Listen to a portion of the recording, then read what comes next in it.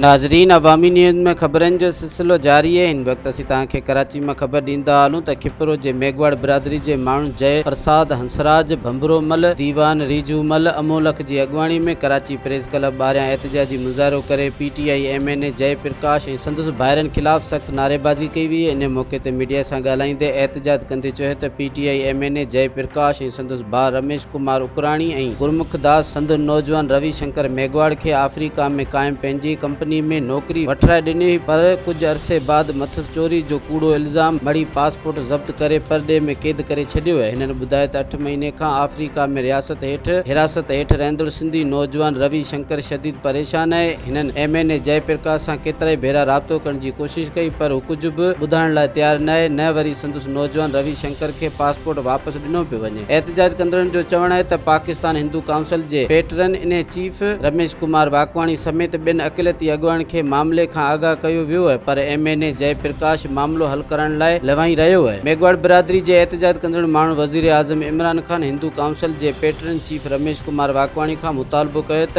MNA जय प्रकाश खां सख़्त पुछाणो करे अफ्रीका में फाथल संदसि नौजवान रवि शंकर जी हिफ़ाज़त सां ॾे वापसि यकीनी बणाइण लाइ तुर्त कदम खयां वञनि। ॿी सूरत में एहतजाज जो दायरो वधायो वेंदो। मज़ीद खबरों और तफसीलात के लिए विजिट करें हमारी वेबसाइट www.awamiNewsHD.com।